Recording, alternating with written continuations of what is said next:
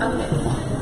So at this point, I'm going to introduce our second part moderator, Fred White. He's a stakeholder relations and an associate at Reena, and he will be taking on from here. Welcome, Fred.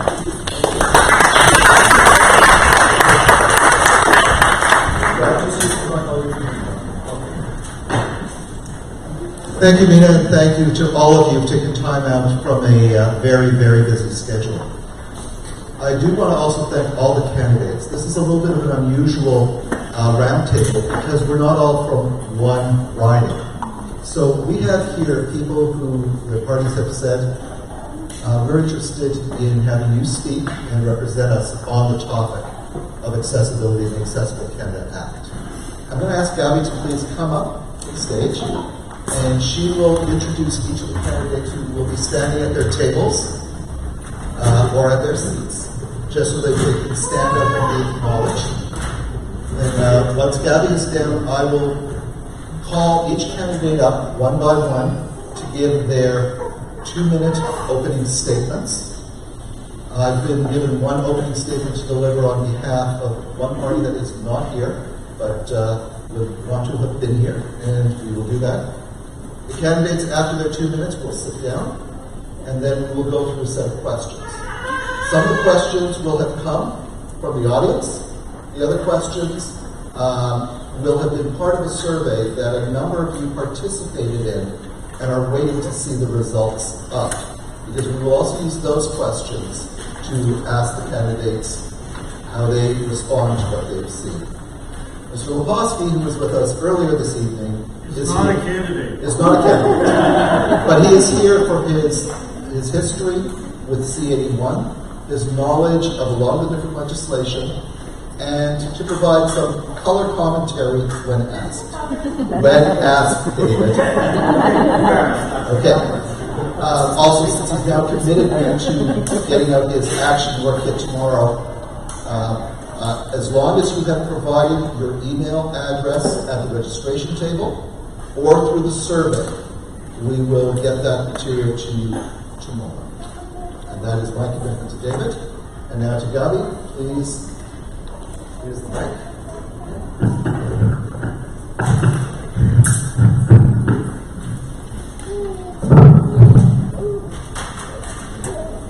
Welcome back. I hope you all had enough time to submit your questions. We are now going to hear directly from candidates from different political parties about their plans to implement the Accessible Canada Act, which will help everyone who lives with a disability. To be fair, I'm going to do this alphabetically. Sarah Clement-Haga from the St. Paul's riding is here from the Green Party. Sarah is a committed environmental advocate with a long history of work in the non-profit sector and community volunteering. While raising her children full-time, she devoted herself to volunteer work, including being a media spokesperson for the St. Clair Streetcar Right-of-Way organization. They advocated for the streetcar route along St. Clair, the one I take to school. Gary Gladstone is here to represent the Liberal Party. Gary is running for the Liberal seat in the Thornhill riding. Gary is a devoted community leader with a solid record of community service. Gary's deep passion and determination has made a real difference for families in the community. He has worked with organizations such as Rehab to support those with developmental disabilities and senior role at United Jewish Associations Federation of Greater Toronto. Laura McDowell is the NDP candidate for Don Valley West. She is an award-winning author and a professor of environmental and labor histories at the University of Toronto and longtime supporter of environmental and working-class causes. Laura likes to develop greening initiatives and environmental projects in North Toronto to improve the place she considers her lifelong home. Ian Pretty is part of the newly formed People's Party of Canada and running in the Don Valley West riding. Ian is a professional engineer and a certified project management professional Ian owns a small business assisting clients in the financial sector design and implement both business and technology projects. Thank you all for joining this important discussion. Good luck.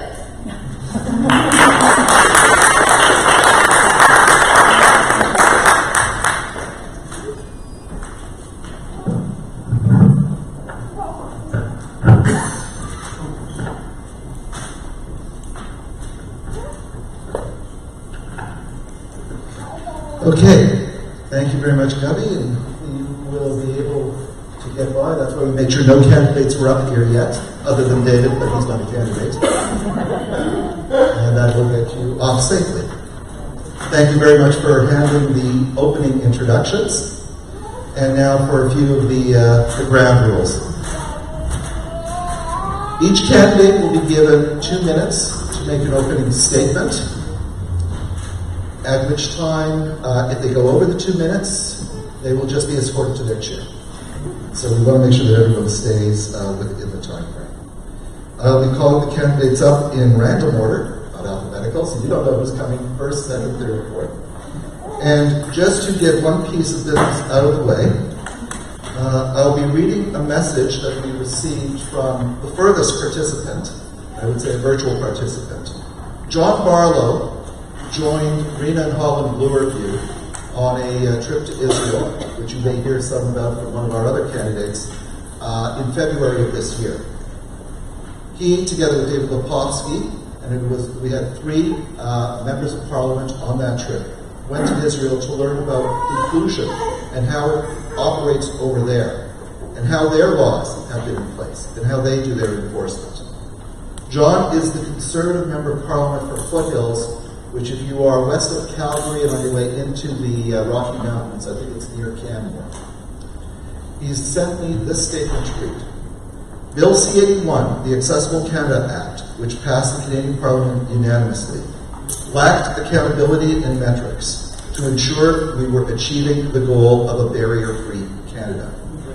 The large issue is the no wrong door policy, which the Conservative Party argued makes the process confusing and inconsistent. I know our stakeholders did not want this legislation delayed, saying it was better than nothing. However, I would argue, and I know that David Lepofsky agrees with me in some ways, that this is not better than nothing. It is worse as it adds layers of bureaucracy and very little accountability. C-81 does not address the exemptions from federal departments, which could mean that no one does anything to reach our goals. It also says absolutely zero about additional support on First Nation reserves, which have proportionately more issues to deal with. Again, I truly wish I could be at your session tonight. The Liberals just tried to push this legislation through, and the public service bucked it the whole way. We could have really accomplished something had the Liberals not waited until the last minute to table this legislation and then mustered through the process. It was passed unanimously, but it can be approved. I would now like to call on Laura McDowell, our NDP candidate, to get her 2 minutes.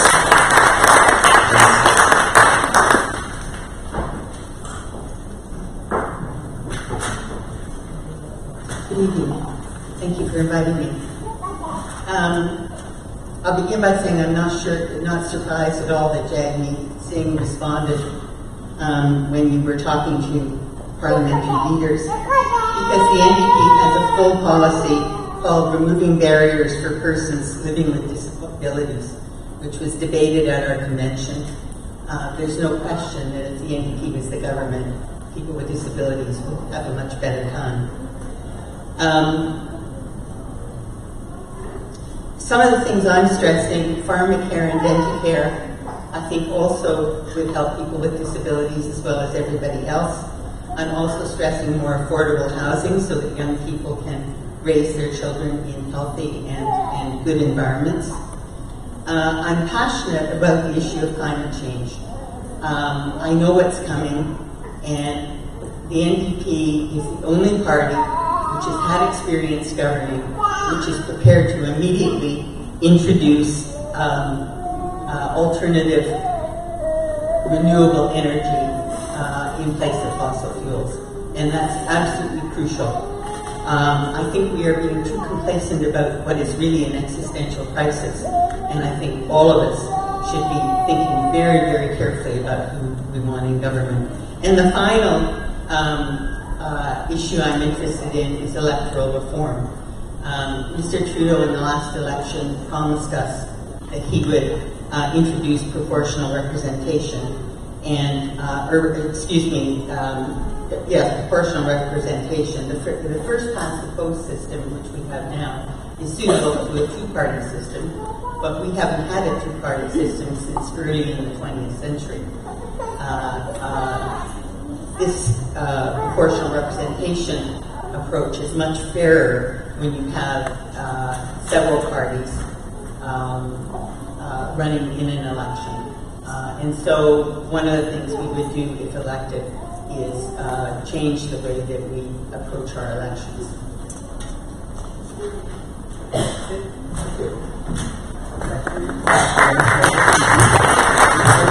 About the rounding down, so you were fine.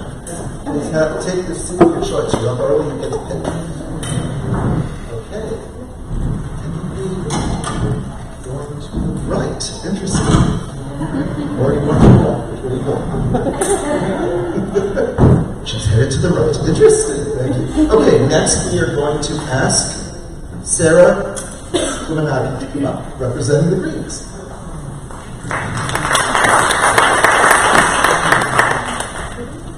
Thank you very much. Thank you for having me, and thank you all for coming tonight. It's really great anytime I go to a all candidates meeting to see how many people come and actually take the time to research and to listen and to ask questions for the election. I think we don't have enough at all participation in our political process, and I echo Laurel's comment about our unfair democratic process when it comes to the election, and the Greens also agree we badly need electoral reform. It's time for it. Right away. It was time for it 4 years ago when Justin Trudeau promised that. I loved hearing Gabby's story, also because I love that streetcar as well, and I fought for that streetcar, and I am so pleased that it happened. And I think her story illustrates why accessibility is so important. Obviously, for people who struggle with the barriers that government, that business, even communities can put up in front of people. But also, it benefits, if we make progress on accessibility, it benefits all Canadians. And I think that's something that our governments don't understand. They see it as a cost and as something they have to do, and that they talk about, and the idea of these good intentions but failure to follow through is something I see, whether it comes to the environment, whether it comes to accessibility, but it comes to so many areas, and that's why I'm running for government, because I'm frustrated with talk that is not met by action. So action on accessibility benefits all of us. If we have a transit system that is accessible, fully accessible, which our transit system is not, that benefits all Torontonians, and it saves money, and it benefits the environment as well. It cleans the air. So I think a lot of issues around accessibility are ones that are important for everyone, and I would like to, obviously agree with you that that's important, but also take that message to the wider community in Canada about how important it is that we include everyone in our society. Thank you very much for having me. Okay, second seat to be chosen. So where do we go? Okay, a little bit of distance between the Greens and the NDP. It should be interesting. Okay, next I'm going to invite Ian Pretty. Ian.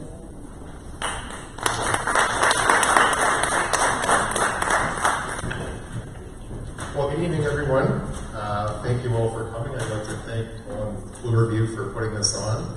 I know it takes quite a bit to organize this, so it's great to see such a good turnout.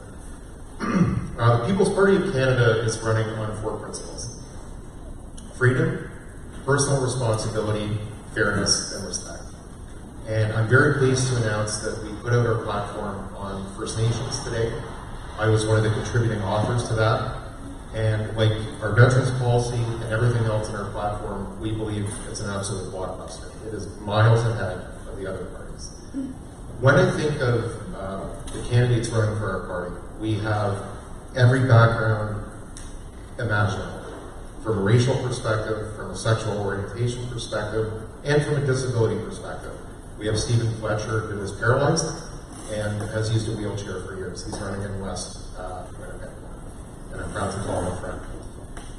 Thanks to Olivia, I got the chance to research Bill C-81. I definitely agree with David as a project manager. It definitely is going in the right direction, but the key is implementation. If you can't implement things successfully, then it doesn't matter how long the bill is or how much great detail it has in it. So I'm sure there'll be questions on that. I work in the financial sector. It is noted in that bill that, of course, the federal government has a lot of oversight over the financial sector, and I think that's a great opportunity to improve access and to improve disability respect in that workplace environment. Thank you. Thank you, Reena. I think that's the first time I've heard a candidate from the People's Party of Canada speak, and also having had back in the financial sector, you and I have some common things to talk about. Last but not least is a colleague, someone that I've known, traveled to a few places with over the years. Gary Gladstone, your 2 minutes. And keep it nice.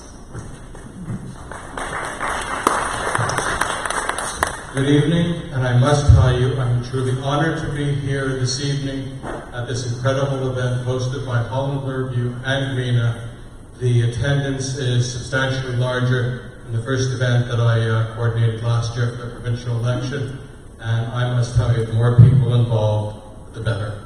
As Fred indicated, we're colleagues. I'm the former head of stakeholder relations at Reena, and was proud and thrilled to be one of the movers and shakers of the recent Holland Bloorview, Reena and Marsha Dimes trip to Israel, with, as Fred indicated, the 3 members of Parliament, David Popovsky, Fred, but much more importantly, individuals with various disabilities who were able to come with us and really highlight what an accessible country, what an accessible place is and is not.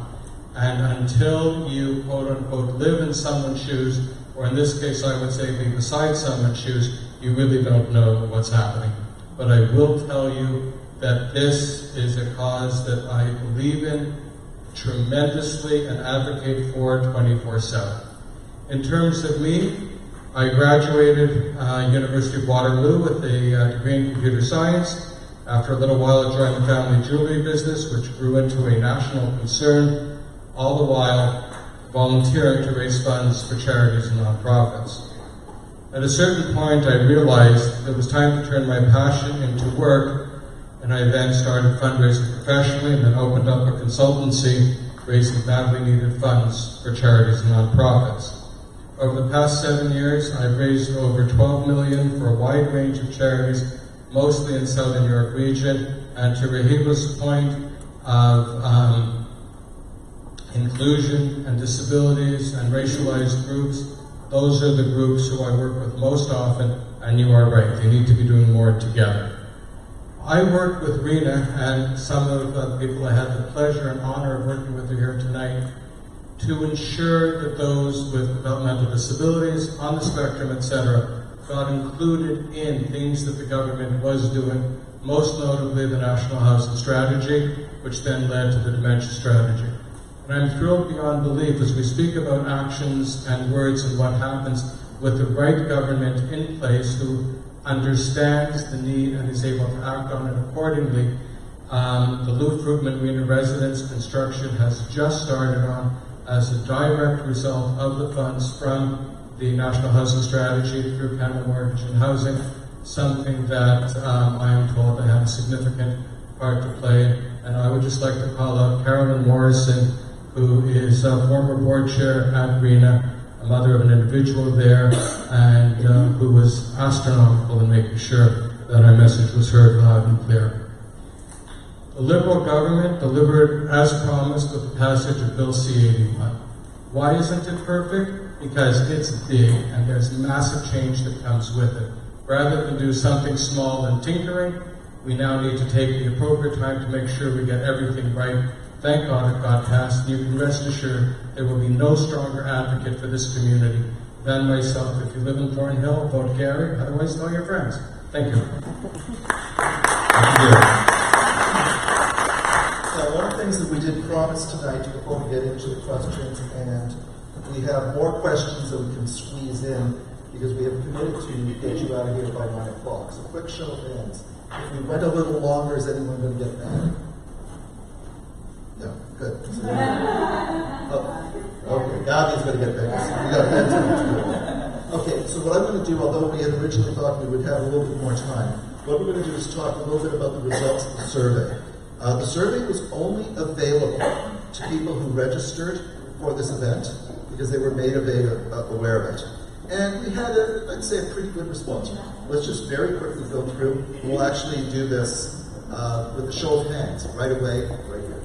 Why are you here tonight? If you work for an organization that supports the disabled or those living with disability, raise your hands. That was the number one reason. 57.69% of our respondents said that's why they were interested in the act. How many has someone in their family with a disability? 50% of the people had somebody. Someone I know has a disability. Show of hands. How many people know somebody else other than family members? 42.3%. I volunteer with an organization that supports those living with disabilities. That was a 32%. I myself have a disability. That was 31%. How many of you provide support to someone with a disability but who lives independently? Okay, that was about 26%. And I provide support to someone with a disability who cannot live independently. And that was about 11%. We will be publishing these. Anyone who has given us their email address through the survey or at the desk here, thanks to David Lepofsky's lovely commitment, my time tomorrow, you will be getting this so that you can actually read through the results. Why did we do this session? Because people were not familiar with the ACA, and our stats proved it. Between those who were minimally familiar, or the survey was the first time you even heard about it, we were at about 42% response. So, and even those who did respond didn't quite understand the differences between federal and provincial. So when you see the results tomorrow, you will see some of this, some wording and a little bit of background on where the ACA applies. Now, there was also, David had mentioned the 11 commitments that his group was trying to do. And what we wanted to do was to see what was important to this small group of about 100 people who registered to attend tonight, and of those people who answered. Let me give it to you quickly, and then we'll get into questions. Number one, the ACA should be effectively enforced. Perfect score was 7, it scored 5.67. The ACA should increase or maintain the rights of people with disabilities, 5.52. Future federal laws should never create or permit disability barriers, 4.25. Future federal funding should require avoidance of barrier perpetuation, 4.13. Future federal elections should be made accessible to voters with disabilities, 3.25. And rounding it out, where accessibility requirements set by the ACA were judged to be too low, courts should still be able to award compensation, 262. And finally, federally controlled courts and tribunals should be made disability accessible, 2.35. So, first question, before, this is almost like a family feud kind of approach. This is going to keep the answers short, so it's going to be like rapid fire. You're going to be given 4 options, candidates. The options are the Minister of the Federal Minister of Accessibility, option 2, each federal ministry, option 3, the provinces, and option 4, an impartial third party. The question, who should be the most responsible for the enforcement of the future accessibility laws? Gary, one choice. Minister of Accessibility, to ensure that one person is the point person and one person is accountable, but it must go across all ministries In other words, in conjunction with, but one person spearheading, one person responsible for. Laura. Yeah, I agree with what you said, Minister. Okay, so you're also in the federal minister. Ian. Yes, I agree as well. That's what's called for in the bill, and it also cites the responsibility of the other ministries to make sure that they're in compliance as well. And of course, it extends far further beyond that, but I would definitely say that's the point person. Sarah. I'm not going to say one of the four answers. I'm going to say that because I'm not an expert on either the legislation or the best way to enforce it, I feel that I would want to know what the accessibility community feels is the best way to enforce the legislation, and then that is what I would put forward, and that is what I would support. So. And the survey said 38.46 was in favor of the federal minister, 19% each ministry, 7% the provinces, but interestingly, 34.6% were looking for an impartial third party that was not government related. Next, 3 options. Continued, reduced, or eliminated. Here's the question. The current ACA allows the government in power to exempt organizations from some of the ACA requirements. Should this power be continued, reduced, or eliminated? This time we'll start with you, Sarah. That's an easier one for me to answer. Eliminated. Ian. Yeah, I agree. Obviously, I think there should be as much consistency as possible, and the more that this good legislation can set a tone and extend itself across as many industries as possible, I would be in favor of.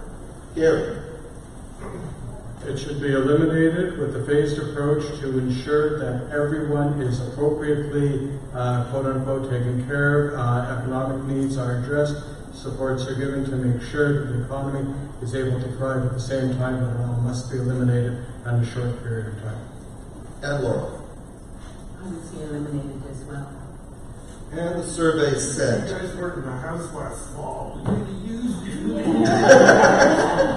So you see, since these people are each in different ridings, you can elect them if you live in the right riding. Okay, survey said, continue as is, carry on 15%. Reduce the powers, 38%. Eliminate the powers, 46%. So, David, any thoughts on that, other than you use them and have thoughts? Huge movement for the disability rights community that we need to remove that power. There's no reason people should be exempted.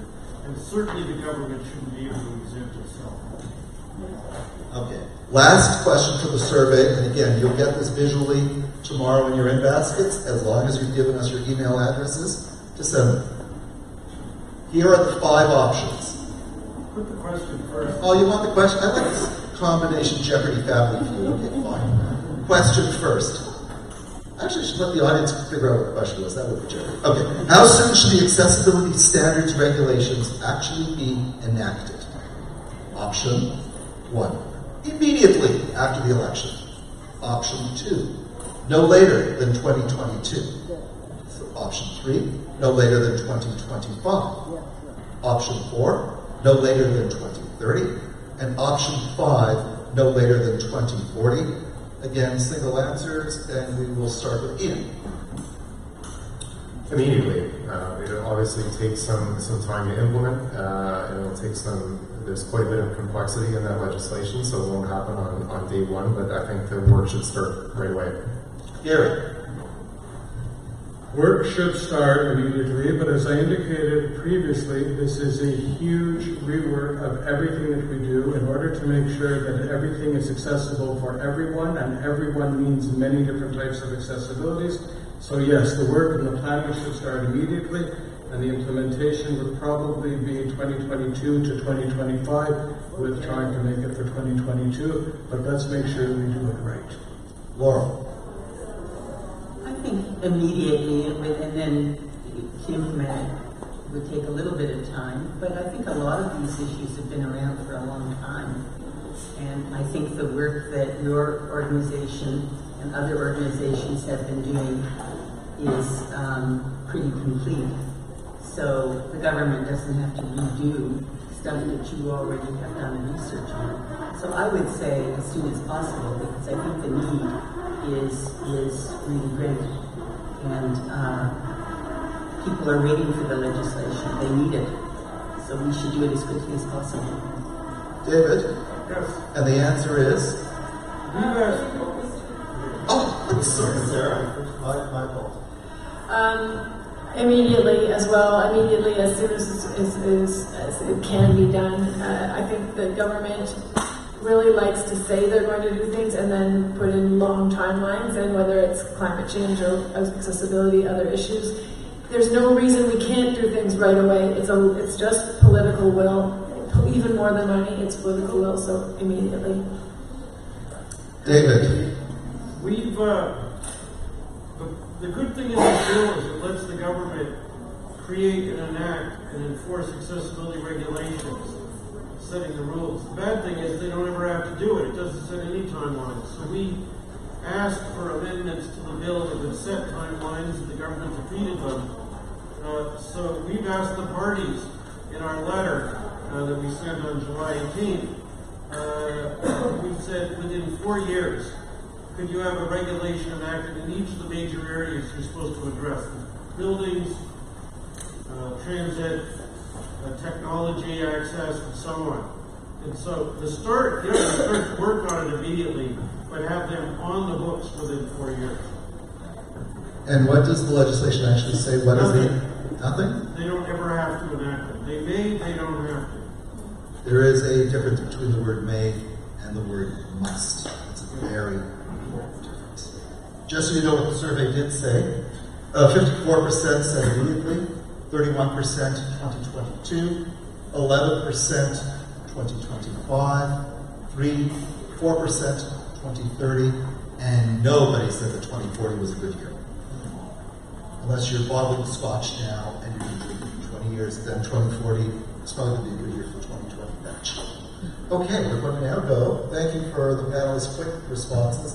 Now we're going to get into some more interesting questions. Let's people check their watches. We're at 10 to 9. I think I've got at least 25 questions here, which I know is impossible to get through. I'll try and get through as many. And if I start seeing a significant number of people leaving, I'm going to call Carolyn Morrison up immediately to thank everybody, because I do want to make sure before... Fred, why don't you just go till 10 after? I think that's fair. 10 after, okay for everybody? Okay, 10 after it will be. I'll try and get as many questions in. I leave it to the candidates to make sure that they get every answer out quickly. Okay. These are a lot of the what are you going to do questions. What are you going to do in terms of accessible transit? If we need to go out of the city, because right now we have to pay taxi services $60 a pop and $45 inside the city. All right, now we'll go green. Sarah, transit is one of yours. Well, we would actually fund transit, which the federal government pays for large projects, but the operations of the TTC is woefully underfunded. And that funding can help pay for accessibility, among other, as well as increases in services. It can also go towards reducing the fare costs, which is another barrier to people living on a fixed income, particularly. And we would also look at transportation outside of transit. Our streets and our sidewalks are largely inaccessible to many people. And again, this is something that we shouldn't just think of as, oh, it's a kind of a frill, if maybe we'll get to it sometime. We absolutely need to have, sidewalks that are plowed and certainly not blocked by snow clearing in the roads. We need to have safe roads. We need to have smooth surfaces that are uncluttered by everything from street signs to bike posts, to all those sorts of barriers that are on our sidewalks. And that is obviously a municipal role. However, the federal infrastructure funding with working with the municipalities can address the accessibility of transportation, both in the transit system and outside. So those would be my priorities. Okay, NDP. Well, without knowing a great deal about this in detail, it seems to me that the federal government should have standards for accessibility and be prepared to commit money to improve accessibility not just in transit, but sidewalks and all over the place. And they should be doing that fairly quickly. It seems to me extremely important. Ian, People's Party. I would definitely start with the design perspective around this. I think there's no excuse for any new infrastructure to be built without disability being a main consideration. Of course, there have been a lot of retrofits for the things that we're used to that previously existed that have to be upgraded, but I would definitely focus on that as an issue, and we would provide funding to make sure that people can access what they need to easily. Gary, the Liberals. I would echo some of the comments, but I would note that the federal government under Justin Trudeau has both opened up infrastructure spending to an incredible amount and is dealing directly with the municipalities, determining what they need and how they need, where accessibility has to be paramount. Back to Gabby's point, where she can now take the St. Clair streetcar without having to order anything special or do anything special is the ideal situation. And that will only come with the federal government, in this case under Prime Minister Trudeau, and the Liberals funding the infrastructure dollars down right to the municipality. And the other thing that needs to be looked at, particularly in the GTA, is the borders across Steeles, etc., where my parents, if they wish to come up to see me in Thornhill, they live in Toronto, they have to drive, which at their point in life is not the safest thing. They're wonderful, they still drive fine, but they are taking Wheel-Trans everywhere. But they can because it's accessible for them to switch to YRT, and something needs to be done, and that will be with the federal government, hopefully at the same time as my number one Thornhill priority is to extend the Yonge Street subway at the same time that the downtown relief area, all of which would be fully accessible. Thank you. Let me just give you a bit of a consumer, disability community perspective. We've been trying to get the federal government to include in this legislation, or the parties to make a commitment that they will not allow any federal money that they give to anybody else or that they use themselves to be used to create any barriers. So Gary's right, there's federal money going down to transit infrastructure, but they're not making sure, they're not attaching strings to make sure it's built accessibly. You go to YouTube, search on Lepovsky and public. David, I'll make it easy. I will send out a link because I've already got one ready with your YouTube. There's a video that we produced.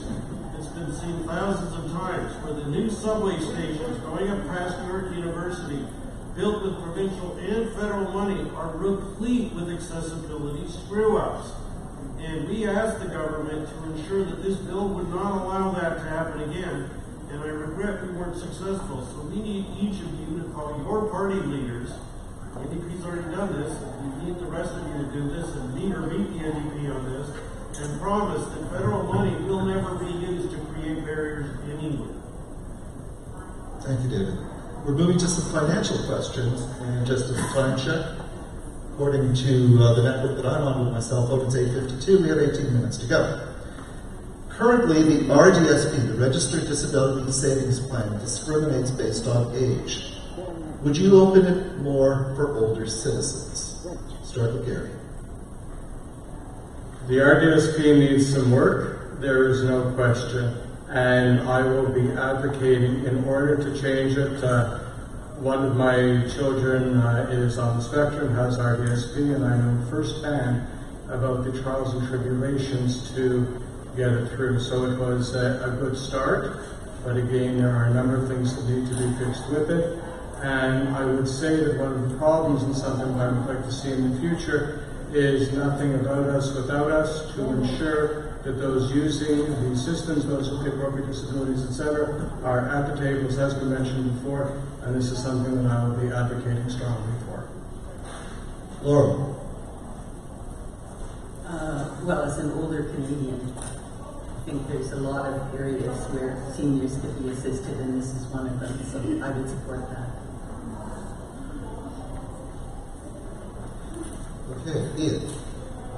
Well, one of the first things the Liberals did when they won in 2015 is reduce the TFSA loans. So we take the opposite approach. We believe that the savings rate is far too low. We are running on a campaign of fiscal responsibility. It's by far the best of all the parties. And we would absolutely expand the ability of people to contribute to these plans. Sarah? The Green Party has a universal basic income and as part of our platform so that all Canadians can afford to live. And it's like it's crucial to our platform and our way of part of the way we should believe people should have enough funding to live. We also believe healthcare funding should be increased and that should be tied to demographics because seniors are a growing proportion of the population and the healthcare funding is not reflecting that. As far as the RDSP and that discriminates against older Canadians, I can't speak for the Green Party platform myself, but I think anything that's discriminating against older Canadians and that is not adequately funding the needs of older Canadians, whether it's in the RDSP or other areas, I would certainly advocate to change that. David, I've been asked if you have comments. I now have to give you a microphone. Okay. This one, I'm going to leave it to the panelists. Okay. Okay, thank you, David. Another financial question. Okay, actually, it's slightly financial, a little different. What is each party going to do in regards to accessibility in terms of the assisted devices program, which is the thing where kids get their equipment from in terms of money? All right, let's reverse the order from last time. Start with you, Sarah. I guess I can't really speak, I'm so sorry, to the specifics of what the Green Party would do with regards to assisted devices program. I can only say that healthcare is a priority for the Green Party. Certainly accessibility is a priority for the Green Party. Funding, making sure people have a high quality of life is just a basic tenet for the Green Party, whether, whatever your ability level, whatever you struggle with, I think the government could do much more. And there's no reason that someone's income level should determine the quality of life that they have. So if assisted devices are prohibitive for some and resulting in an unfair situation for some children, that doesn't make sense, and the Green Party would work to rectify that in whatever way is the best way to deliver those funding for those devices. Yeah. Our healthcare plan calls for emulation of the model of countries like Switzerland and Germany, where wait times are really low, delivery is excellent at the lowest cost possible. And the way we're going to do that is we're going to get the Canada Health Act out of the way so that the provinces can innovate. And the funding that will provide is through GST points, so we'll get rid of the Canada Health Transfer, which means the provinces will have a sustainable revenue flow so that programs like this will be properly funded. Gary? Well, I must tell you, I'm very disappointed and surprised that there is no one here from the Conservative Party, because I also would be interested to hear their input both on this as well as many other questions, particularly because one of the biggest reasons that I'm running is I, in the Liberal Party, understand the value of the dollar as an investment in people in their future moving forward. So speaking directly to the assisted devices program, my apologies, I don't know it well enough to comment other than to say that we invest to ensure that people have the leg up and are able to thrive. So I would imagine that it's there, obviously could be done better. I'm really afraid the other parties only know how to cut. And finally, Laura. Well, the NDP would not cut. We, in general, support accessibility standards, income security, employment programs, employment insurance. In other words, to make life as successful and healthy as possible for disabled Canadians. We need to do better than what we've been doing, and we did develop a platform on this. It was discussed at our convention, and basically the NDP is a friend to all disabled Canadians. Okay, we are now going to get, I don't know if Gabby wrote this question, dictated into something, but it is dealing with education. So I was very touched by what you said earlier about your two different experiences, the inaccessible one. So here's a question along those lines. Public education is limited in access support. and quality, forcing many to go to private schools at great expense, somewhere around $34,000 yearly, according to the writer of this particular question. What are your thoughts on how the model can change to support either reimbursements to families or impactfully improve public education? Ian. Well, it is a provincial issue, but I think, again, it goes back to fiscal responsibility, because the more that the government's in a position to fund programs and make sure that the cost of these things, and private care is obviously extremely prohibitive for a lot of people, and so public availability should be accessible to as many people as possible. Gary? Public education is the cornerstone of Canadian society, must be available and accessible for anyone and everyone, as indicated at the lower levels of the elementary. It is a provincial responsibility. However, the federal government must be able to assist in some way, shape, or form, and I'd like to see it more. There may be some cases where there may have to be some travel for some accessibility, but then it's got to be accessible and all has to make sense. And the bottom line is, we must be able to serve all Canada as we can, as best we can. The Canada Child Benefit, as an example, has raised over 300,000 children out of poverty, and I know that a lot of families have used those funds to offset from the private schools that they need and the extra therapies that they need to supplement with. Sarah?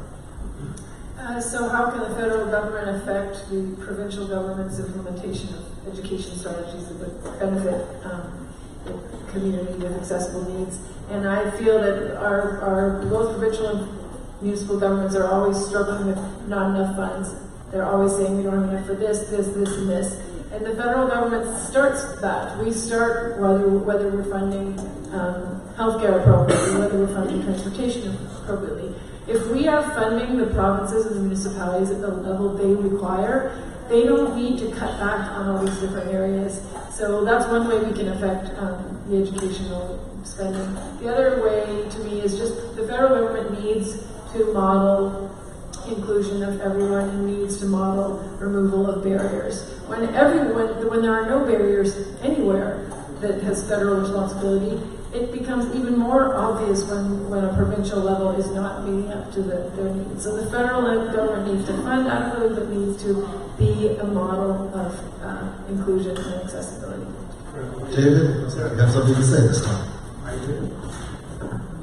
Two things. First, while education is a provincial area, there are circumstances where the federal government spends money on it.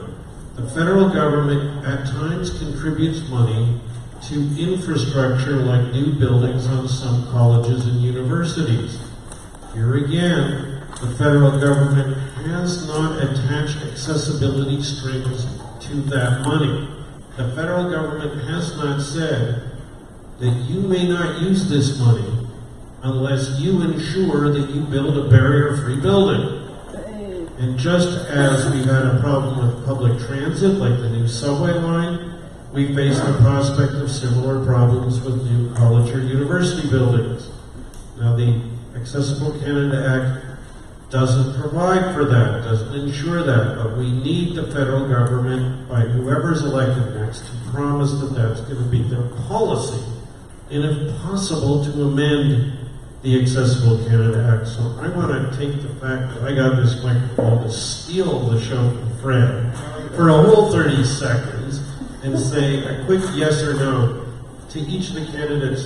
I think the NDPs, you folks have already answered, but for the rest, will you contact your party leader and ask the leader to answer our July 18th request for election commitments on accessibility? I'm not asking what your party will promise to do. Will you call and ask your leader to answer the letter? Since NDP has gotten a pass on this one, we'll go over to... Because we've already done it. Because They've done it. Jackie Singh actually has responded, and it is in public domain. We'll make that available. Sorry? That's what the questions were for. That's why we were trying to... Is it a clarifying point? Yes. I'm the one who wrote the question about education, and I pulled my daughter out of public education and put her into a private school. And it wasn't about physical access to the building, although that's an issue as well. I'm talking about access to a curriculum that actually teaches with the necessary support and with properly trained teachers to teach children with multiple disabilities and special needs. And that's where access, I don't care if you get into the building, you can't actually learn anything because the supports are in place and the staff is not properly equipped. What's the point of being able to get into the building? And so if I'm forced to put my kid in a private school, what's the government going to do both provincially and federally to reimburse me for that expense that I'm exerting on top of the therapies, on top of overcoming all the other barriers that we talked about, so that I'm not at a deficit every single year? Okay, I think a couple of the candidates definitely want to answer, so you put your hand up first. Can we also get my guess in how it will? Sorry, we were saying. I think it's very important as a basic standard that our public school system should meet the needs of people who need accessibility in the sense that you're talking about. And I have no problem at all advocating federal money to support other levels of government to make our public school system better. Because the public school system is a fundamental institution within our society. It's extremely important that we raise the standards. I was actually quite shocked at the little girl describing the conditions in the public school. It should not be that way. And it doesn't need to be that way. It just needs things to be better organized and funded properly. That's not true. Some kids cannot handle the regular accessible classroom. She's saying that some kids need special education, special help, and they don't get it by just sitting in the classroom with other kids. That's not... No, but I'm saying they should get it within the public system. They're getting taken out, and because the teacher does not know how to teach them, and they're not getting education, they're just sitting in the classroom. I would suggest that because we're trying to stay to our 9:10 deadline, I've got one last question to go, but if you want to speak with some of the candidates, I'm sure they will listen and be able to respond. I just want to make sure anyone else who wants to respond to that comment, I'm going to have to come back to David's question and then one last question. I'll just skip so we can get the other question. So let's just finish off on David's question. Gary, are you contacting Justin and the team? The Prime Minister and the team will be contacted. The platform will be released in short order. Whether or not it's in there, I cannot make a guarantee, but should I be elected, David, you know where to reach me. You know this will be a top priority item for me. Ian, are you going after Maxine? I'm having dinner with him on Sunday night before the event in Hamilton, so I will certainly ask him about that. The other thing I want to point out is that our party has a lot more flexibility to bring motions forward and speak freely than the other parties. And so I will definitely be raising this with them because I want to know the answer to that. And Sarah, you'll be talking to Elizabeth. I'm not sure I'll be talking to her personally, but I'm very happy to contact her and contact her office about this, and I'd like to get all the information from you tomorrow when you send that email, and then I can. It's going to be a very long email. I apologize in advance. There'll be a lot of links in there for you to click on because I'm not going to attach millions of PDFs. But one of the things I will attach, David, if that's okay with you, is Jacqueline's answer so that everyone can see it. And you can attach our letter, it's like... Yeah. Okay, so I'll make sure that both are there. And it's got how to contact us. Okay. Thank you. All right. So, David, I think you got your answers. I did. Thank you all. One last question, and then I'm going to ask Carolyn Morrison to come up. And this one was rather interesting. In the last government, we had a number of things progress. Gary has referenced the National Housing Strategy, which has called out a percentage of new builds, 5%, to be made available and accessible. Affordable, accessible, and available. There's the National Dementia Strategy. That one also came out in June. That one also makes an interesting point regarding the fact that those with developmental disabilities age at a faster rate than the regular population. And the question is, we keep talking about 65 and older, 75 and older. There are people at the age of 40 who are having symptoms as if they were 65. And the question is, can the legislation at some point be amended? That's not the question. there was a great suggestion that came out of these questions today. I just want to read it to you, and then this will be the last question. How will you ensure that people with disabilities are not an afterthought in Ottawa? Will you consider implementing a national disability action plan to better coordinate services? Gary. Thank you. When I started with Reena, a little over, probably now closing on 4 years, I'd like to suggest that many parliamentarians do not know how to spell developmental disabilities, let alone know what it was, know what the needs were, knows how to support. Because of the support that I got through the Liberal government and many others in opposition as well, as Fred indicated now in the National Housing Strategy, National Prevention Strategy, and it is building. And one of the main reasons why I am running is because the disability sector does not have a strong enough voice in Ottawa. I wish to represent my constituents in Thornhill, and I wish to represent the over 6 million individuals in Canada with disabilities to the best of my ability to ensure that they do, as I indicated earlier, nothing for us without us, are involved in decision making and processes and planning to make sure that a lot of the discussions we're having here we will no longer have to have because they will be first of thought. It's a long process. It will not happen overnight. But I will tell you that the Liberal Party under Justin Trudeau, in my own humble opinion, and based on what I have seen, the actions speaking louder than the words, and the fact that they are committed to the change, that they are the party that brought in the bill, that they are the party that has done the other things that Fred eloquently indicated, that they're the party that we're able to move best forward. Thank you. Here, Laurel. The question was the National Action Plan. To create a national disability action plan. Well, I think it's a good idea. I actually was fortunate enough to mentor a student in the history department whose name is Dustin Gaylor, and he ended up writing the first comprehensive history of the disability rights movement in Canada.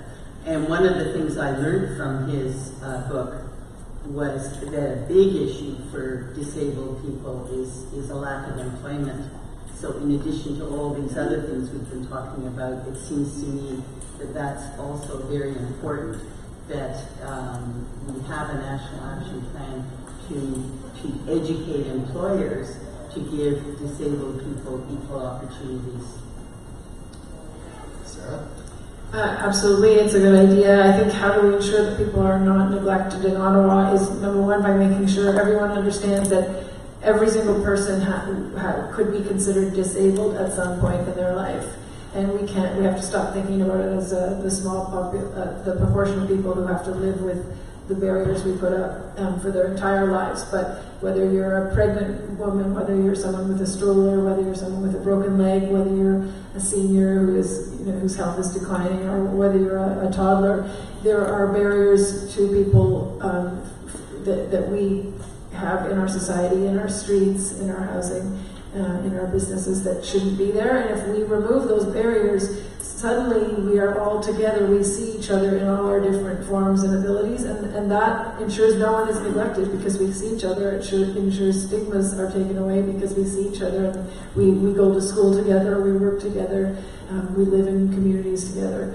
I think all our public spaces have to be accessible, our public roads, everywhere where we come together as a community. So absolutely, it's a good idea, and I don't think I think it just requires a mindset shift so that we stop thinking of the disabled community and think of it affects all of us at some point in our lives or another.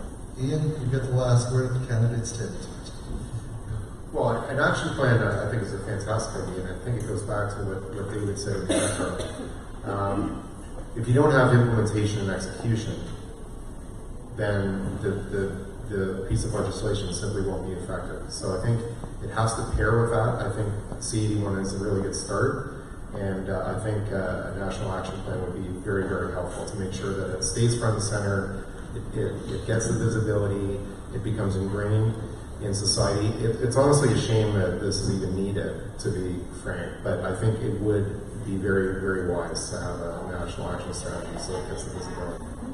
Okay, I'd like to ask all the candidates if thank you to stay on the stage, please, because I'm sure there'll be a request for another photo op in a second. I'd like to call on Carolyn Morrison, who's representing Brian Kesh, CEO of Reena this evening.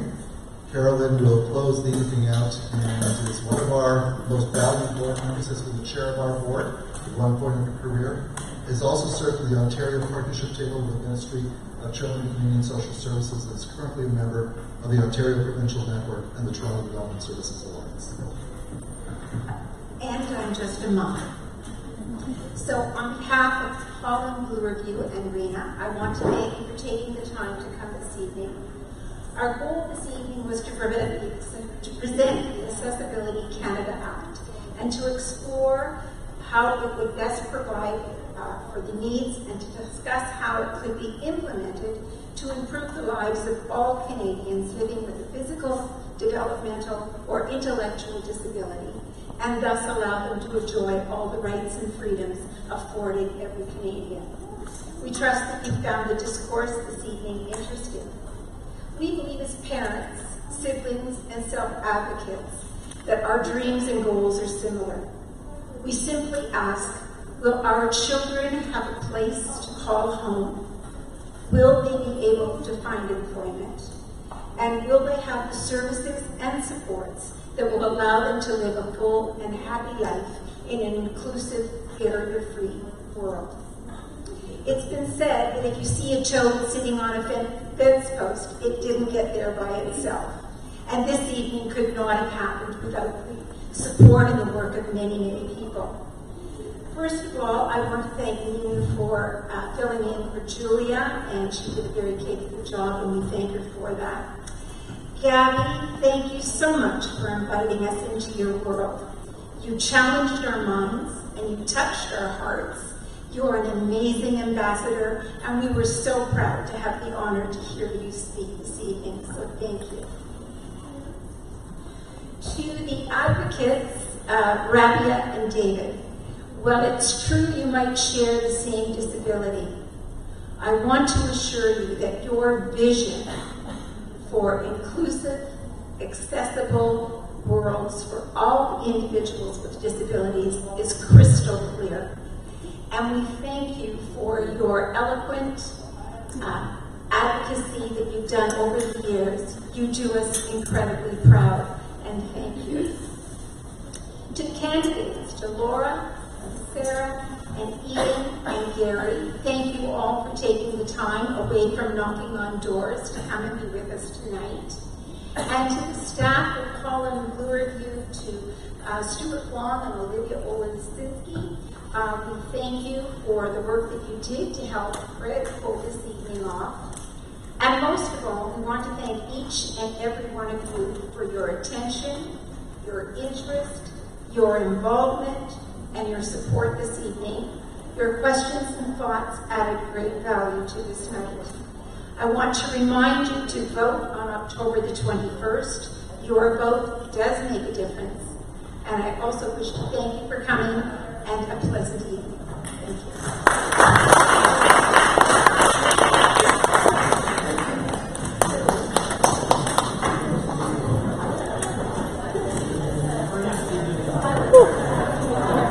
You gonna ride soon? Yeah, this is back. Thanks for having us, this great event.